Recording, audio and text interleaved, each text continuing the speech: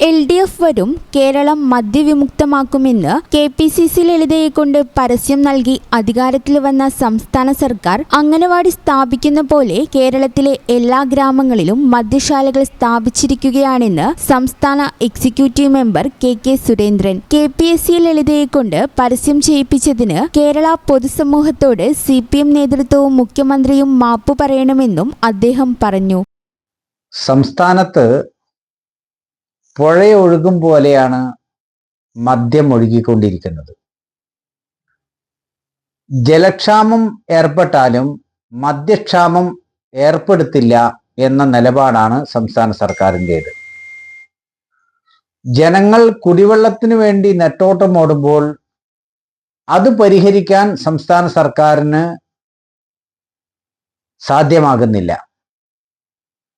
സംസ്ഥാന സർക്കാർ കുടിവെള്ളം ലഭിക്കാത്ത ജനങ്ങളെ മുഖം തിരിഞ്ഞു നിൽക്കുന്ന സമീപനമാണ് സ്വീകരിക്കുന്നത്. എന്നാൽ സംസ്ഥാനത്ത് വ്യാപകമായ മദ്യശാലകൾ തുറക്കുകയാണ്. 2016 ഇടതുപക്ഷം അധികാരത്തിൽ വന്നാൽ CPM അവരുടെ പ്രകടന പത്രികയിൽ പറഞ്ഞതും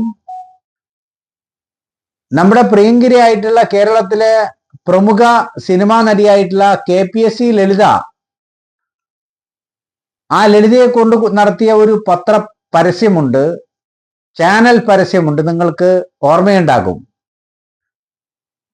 LDF വരും കേരളം മദ്യവിമുക്തമാക്കും. ഇത് ജനങ്ങളെ ധരിപ്പിച്ചുകൊണ്ടാണ് കേരളത്തിലെ വിശിഷ്യ പാവപ്പെട്ട സ്ത്രീകള് ഇടതുപക്ഷ ഗവൺമെന്റിനെ അധികാരത്തിൽ കൊണ്ടുവന്നത്.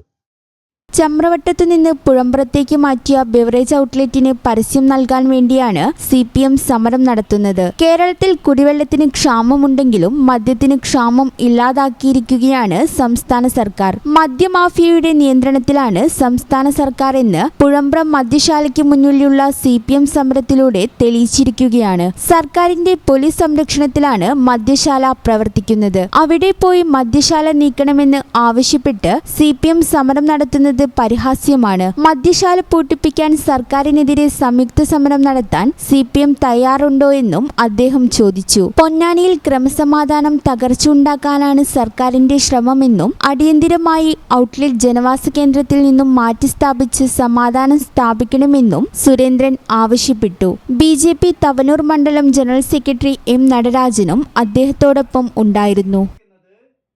ഈ channel news Ponnani. Calicut road, Valanchery main road.